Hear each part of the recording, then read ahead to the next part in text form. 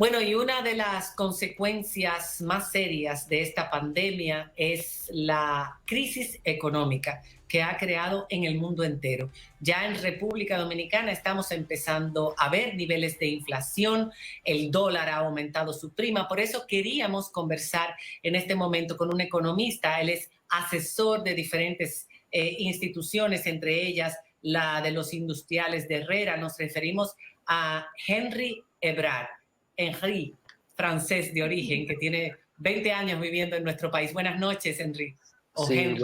sí, muy buenas noches. Muchas gracias por la invitación a este que es el programa de las noches. Es un gran placer compartir con ustedes. Muchísimas gracias por ese elogio. Henry, la primera pregunta fue mi preocupación esta mañana. Nos empezamos a dar cuenta que de repente los bancos no estaban vendiendo dólares, el dólar solamente para los cortes de tarjeta. Ellos habían reducido a $500, ahora ya absolutamente nada. En el mercado está libre, pero está a 60. Estamos viendo un incremento. Hace poco el ministro de Economía nos decía que el incremento, la semana pasada, el incremento había sido de 3 puntos y pico, cuando ya en realidad en los bancos era de 4 y algo. Pero sí, ahora está en 7 porque en los bancos simplemente no están vendiendo dólares, no aparecen dólares. Fíjate, Maricela, esto es la muy, pero muy mala sorpresa que nos deja esta crisis de la COVID-19. Hace mes y medio tuviese hablado con los mismos economistas de siempre, yo me incluyo dentro de este grupo, y te hubiésemos dicho, no, mira, no hay problema con inflación porque no hay demanda por la crisis y no va a haber realmente problema por los dólares, que aunque hay una caída por lo de las remesas del turismo, la fuerte caída del petróleo, la misma falta de demanda hace que haya menos importaciones, no debería haber problema. Estábamos todos equivocados. Yo creo que es importante ver las cosas con mucha humildad con el tema del COVID. La situación es la siguiente. Hay dos problemas. Hay un problema que es la subida muy fuerte ya del tipo de cambio y al mismo tiempo una brecha cada vez más grande entre la tasa oficial que reporta el Banco Central y la tasa real del mercado. Vamos, son dos problemas que son parte del mismo problema. Es que, por ejemplo, ahora, Henry, ¿cuál es la tasa del Banco Central y cuál es el precio de venta en el mercado informal? Muy bien. Al cierre del lunes, al cierre de ayer, el Banco Central subió la tasa de 55,66, que era el cierre del viernes, a 55,99. Si tú lo comparas con las tasas oficiales de hace exactamente un año atrás, hay una diferencia de unos 5 pesos, lo cual quiere decir que ya hay una devaluación mayor al 10%. Sí. Esa es una devaluación que no se veía desde el año 2012. Esta tasa oficial, después vamos a ver a la tasa real. Pero exacto, oficial, porque a este precio no lo encuentran. No. Eso es el precio, vamos a decir, oficial, en el sentido que es el que publica el Banco Central, y tiene ahí dos datos interesantes para que veamos la seriedad del asunto, aún tomando solamente la tasa oficial. Esta tasa ya es superior a la tasa que se proyectaba para final de año en el presupuesto 2020. O sea que en menos de 5 meses la devaluación se comió la devaluación proyectada para el año. Y el otro dato, ayer alguien me preguntó por mi cuenta de Twitter, no tenía la respuesta, la fui a buscar, cómo esas tasas comparan con cuando hubo la crisis bancaria de 2003-2004. Y fíjate un dato muy interesante, con el cierre de ayer, ya este cierre está por encima del récord histórico de tasa oficial que fue en febrero 2004, cuando el dólar alcanzó los 55 y algo. Entonces, estamos frente a una situación que efectivamente llama la atención, pero lo que más llama la atención es lo que ustedes están diciendo. Cuando tú vas a la calle, que sea para pagar una tarjeta, que sea para comprar 100, 200 dólares, más allá del precio, que hay transacciones cada día me reportaban a 58, a 59, ahora a 60. El mayor problema inclusive ya ni siquiera es el precio. Si tú hablas con comerciantes, empresarios que están empezando a programar su regreso a la nueva normalidad, claro, mira, ojalá yo pudiese pagar 60 pesos. Mi problema es que yo no consigo los dólares. Es que no hay. Yo no puedo hacer frente porque no hay. Y eso es una situación que efectivamente es preocupante, porque cuando ya tú tienes más de casi 5 pesos de diferencia entre la tasa oficial y la tasa real, es que entonces ni la tasa real es real, ni la tasa oficial deberá ser oficial. Okay. Hay que ver cómo cerrar esta brecha, y ahí yo creo que es tiempo que nuestros amigos del Banco Central tomen realmente algunas decisiones o comunicaciones para devolver tranquilidad, y parte de eso puede ser también de parte de Hacienda entregar el proyecto de presupuesto 2020 reformulado. Eso pudiese brindar algo de tranquilidad. Eso precisamente, cuando te referías al Banco Central, el ministro de Economía, Planificación y Desarrollo nos había dicho que no iba a haber problemas con los dólares porque el Banco Central tenía una reserva internacional bastante importante. Se supone que el Banco Central tiene que estar auxiliando ahora a los bancos. Sabemos que no hay turismo ahora mismo. Sabemos que no están entrando las remesas, que son fuentes de dólares en República Dominicana las más importantes. Si el Banco Central decía eso la semana pasada, ¿qué pasa con los bancos? ¿Están recibiendo el apoyo? En ese sentido es lo que quiero que me aclares. Mira, qué bueno que tú estés tocando este tema del Banco Central con los bancos. Recordemos hace un mes atrás, cuando se anunciaron una serie de medidas, parte de las medidas que tomó muy correctamente el Banco Central era poner a disposición del mercado, a través de varios mecanismos, las cantidades de divisas suficientes para hacer frente. Y sin embargo, parece que, yo no sé si es que los dólares se han perdido en las tuberías, yo no sé si alguien está ganando dinero recibiendo, comprando divisas a un precio mucho más bajo al Banco Central y vendiéndolo mucho más caro. Estoy viendo parte de esas cosas que merecen explicaciones, que mucha gente que está recibiendo remesas se niegan en darle los dólares, y hay un negocio adicional, que entonces le están dando pesos, no a 60 pesos el dólar. Esos son los reportes que tenemos. Entonces, yo creo que ahí hay una serie de situaciones que merecen que se le ponga un poquito orden al asunto, porque es un asunto muy sensible, porque cuando sube el dólar, sube la inflación, y la inflación es el peor impuesto para los pobres. Y baja la capacidad.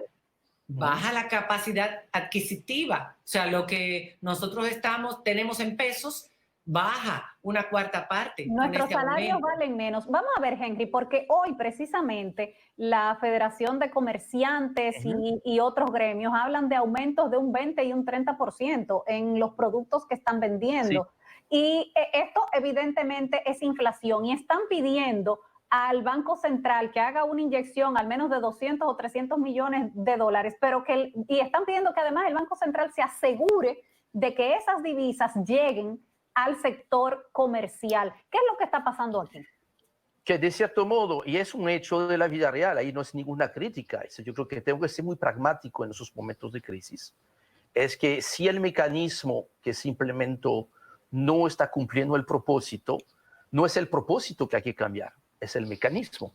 Entonces, yo creo que sería un error que de nuevo se ponga a disposición supuestamente en el mercado divisas utilizando el mismo mecanismo, porque a través del mecanismo lo que estamos viendo que no estaba cumpliendo su efecto.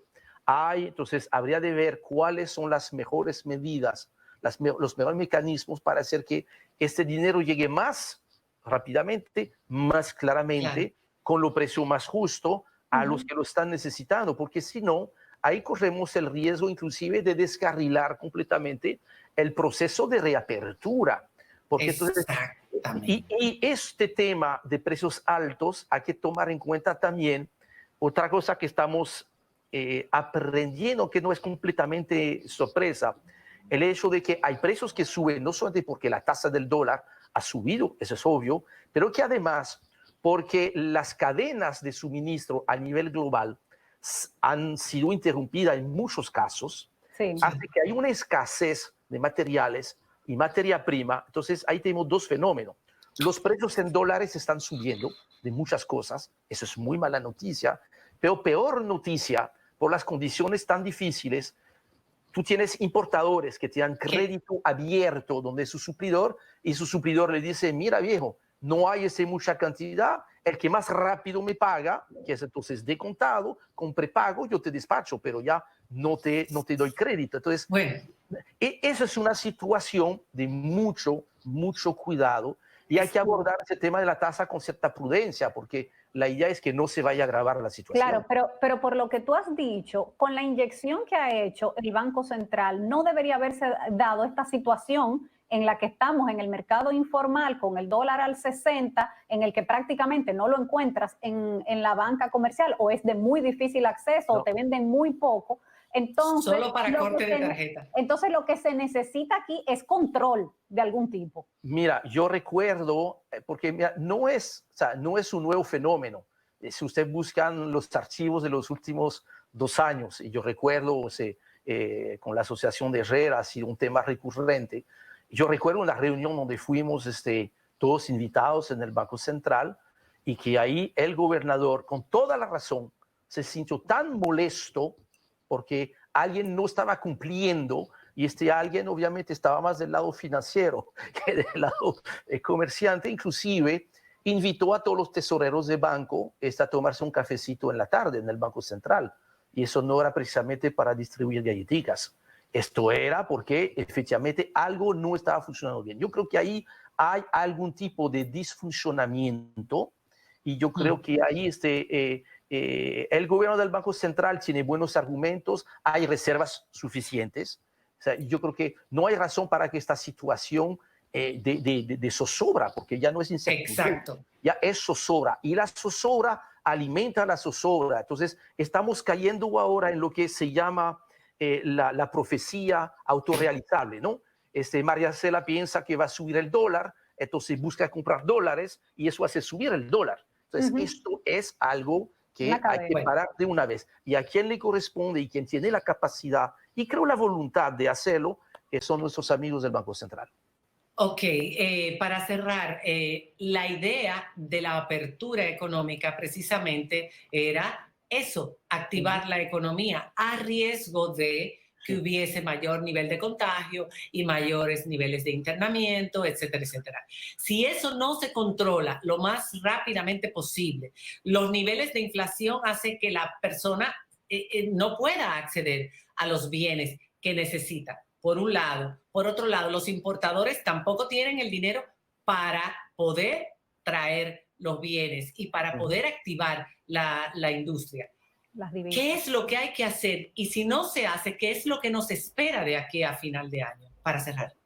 Mira, yo creo que nuevamente hay que poner eso en el contexto tan delicado que hace la diferencia entre República Dominicana y otros países. Nosotros estamos atrapados en lo que es este calendario político electoral. Eso complica un poquito las cosas. Wow. Hay decisiones que definitivamente le toca al gobierno saliente, independientemente de cuál sea el resultado. En julio, lo único seguro que sabemos, tal como lo dijo el presidente Danilo Medina, es que el 16 de agosto tendremos un nuevo presidente. Ahora, por mientras, hay una serie de medidas que deben ser tomadas, transparentadas, y la mejor manera de hacerla, tal como lo prometió el ministro de Hacienda, Donald Guerrero, es antes de finalizar este mes, o sea, esta semana, de depositar en el Congreso el proyecto de ley que modifica el presupuesto 2020. ¿Por qué es importante, Marcela? Porque esto va a aclarar cuál es la situación, va también consignar, mira, el déficit adicional es tanto que no es un problema este año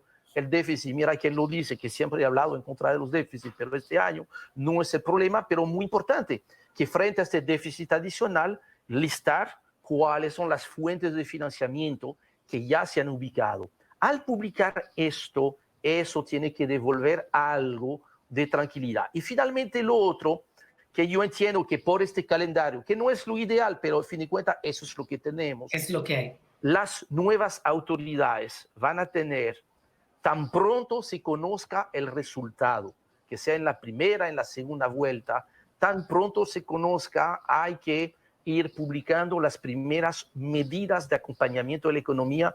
Tú tienes sectores que generan empleos y divisas, como zona franca y turismo, que necesitan en lo inmediato, en el caso de zona franca, que es menos problemático que turismo, turismo. porque ya las órdenes, que es una muy buena noticia, ya las órdenes nuevas están llegando, que esto es una muy buena noticia. Ya el sector va a empezar, pero necesita dinero fresco para poder atender esas órdenes. Y turismo, que por más que abramos en julio, qué bueno que empecemos a trabajar en julio, tú sabes que, mira, nadie está haciendo realmente fila para salir de sus países, ir allá tan lejos. O sea, que vamos a tener un arranque de verdad del sector turismo a partir de noviembre y diciembre. Exacto. Para que nadie, ni los empleados, ni los proveedores, ni los mismos hoteles pueden esperar el mes de noviembre y diciembre.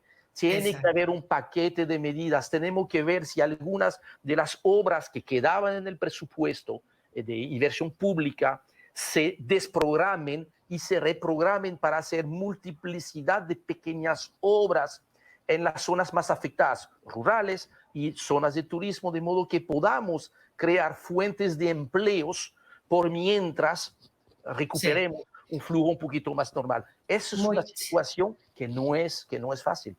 Muchísimas gracias, Henry. Y también esperamos que después que esto pase y se vaya normalizando, el dólar vuelva a bajar, porque en este país sufre de que cuando sube difícilmente vuelve a bajar. Nosotros no aguantamos el dólar a este precio, y menos los salarios en este país. No, y tú sabes que el problema con todo eso, al igual que con los precios, el dólar sube por el ascensor y si baja, eventualmente baja por la escalera. Gateando. Qué buena metáfora. Gracias, Henry. Señores, estamos dando cara a las consecuencias de la crisis de salud, la económica y ahora la crisis de salud mental, que también es otra de las consecuencias, pero también presentando alternativas. En el próximo segmento vamos a hablar de ella, vamos a hablar de la ansiedad que se ha desarrollado en este periodo de confinamiento ante la pandemia. Vamos a hablar de las compulsiones, de las adicciones, pero también de cómo podemos ayudarnos, cómo podemos sobrevivir sanamente esta crisis ahora que ya hemos empezado a vivir una nueva normalidad poco a poco, cuando regresemos después de la pausa. Gracias, Henry. Muy buenas noches.